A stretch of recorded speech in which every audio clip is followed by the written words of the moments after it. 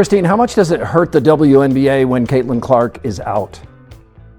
It is devastating to the WNBA when Caitlin Clark is out. I know a lot of us were expecting some sort of dip since Caitlin Clark has been out with injury, but I don't think all of us were expecting the entire viewership of the entire WNBA to be down. And this tweet from Christine Brennan really stuck out to me. She said one player gets injured and more than half the TV audience for the entire league disappears. Has any other athlete ever had that kind of impact on a sport? Golf without Tiger definitely dropped precipitously on occasion. But the WNBA is facing a major financial crisis, struggling without Caitlin Clark on the court.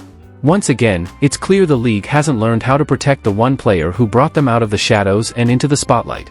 This is the story of how the league keeps making the same mistakes, while their biggest star sits injured, and how ignoring the truth is costing them millions every day. And the truth is the truth, and the data is there. And what we saw when Caitlin was out the last time, the 5 games that she missed earlier in the season, the WNBA's viewership dropped more than 50%. Not just the Fever, but the entire league. In today's world of fake drama and online controversy, real facts are hard to find, just like sold-out WNBA games without Caitlin Clark. When Clark got a quad injury on May 24th, it became clear how much the league depends on her. Now that she's out again with a groin injury, with no clear return date, we're seeing the same pattern all over again. Clark went down. The WNBA ratings have dropped over 55%. Yikes. Across the board. Hey, guess what, guys? The league is Caitlin Clark. The league is Caitlin Clark. She is the WNBA, guys. Sidelined with a left quad strain May 24th, national TV viewership has plunged since then 55%. Before the injury, the Fever, her team, were averaging 1.81 million viewers, almost 2 million. Since her injury, fewer than 850,000. WNBA viewership has dropped sharply, by 55% overall. Games with the Indiana Fever saw a 53% drop, going from an average of 1.81 million viewers when Caitlin Clark played to just 847,000 without her. But here's where it gets crazy, though honestly, it's not surprising for a league that keeps making the same mistakes and refuses to learn. news is alarming for the league, and it's alarming for the league because this is such a crucial year for the WNBA. At the end of this season, the WNBA will go into CBA negotiations. If negotiations go well, then every single player in the WNBA has a much better chance of making so much more in their next contract. And that's one thing when you start thinking about how many people stopped watching when Caitlin Clark got injured. A lot of people stopped watching because they are boycotting the WNBA. They don't want to give viewership to any other teams or any other players, whether they like other players on the team or not, because of how the media and the league itself has handled Caitlin Clark and how they have treated her fans. While Caitlin Clark was doing what she does best, selling out arenas, breaking TV records, and bringing in huge money, the WNBA was doing what they always do, nothing to protect her. Even though she's responsible for 26.5% of all the league's revenue, they let other players go after her without consequences and try to explain it all away as just basketball.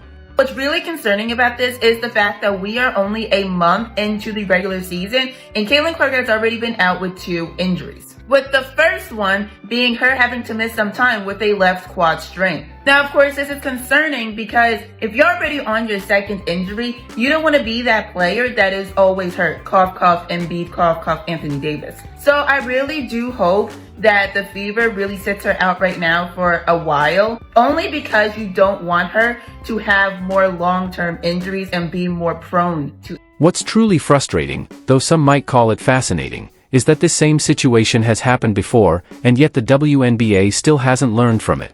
This isn't the first time their ratings and revenue dropped after their biggest star got hurt. It's like watching someone touch a hot stove, get burned, and then do it again while acting surprised by the outcome. And now, what's really happening is...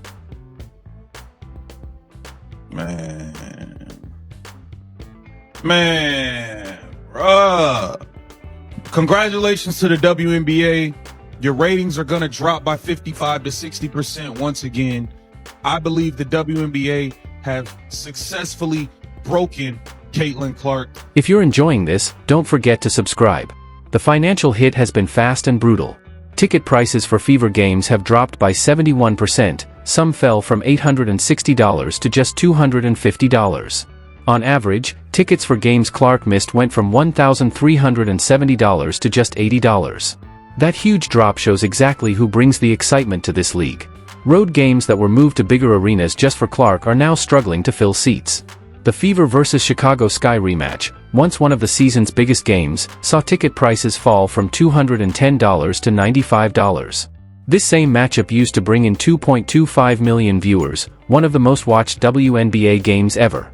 Without Clark, though, it's just another game most people don't care to watch. As big a deal as Tiger was in men's golf, Keith, he did, and when he was gone, it affected the ratings, but nothing like that. And, Michael Jordan being out, maybe a 5 percentage points or something. Nothing like this. You can make a strong case, and I will make that case, and have that there is no one single athlete more important to his or her sport or tour, or whatever the circuit is that they play on, than Caitlin Clark is to the WNBA. Wow, congrats to the WNBA, your ratings are about to drop by 55 to 60% again.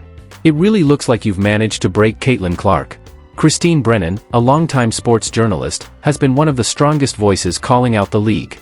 Her upcoming book on her game, Caitlin Clark and the Revolution in Women's Sports, aims to expose how badly the WNBA has handled their biggest star. After yet another incident where Clark was clearly targeted, Brennan wrote, "The WNBA continues to fail to meet the moment."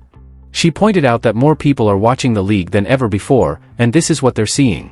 Brennan hit the nail on the head. The league's own data shows that Clark brings in over half the viewers.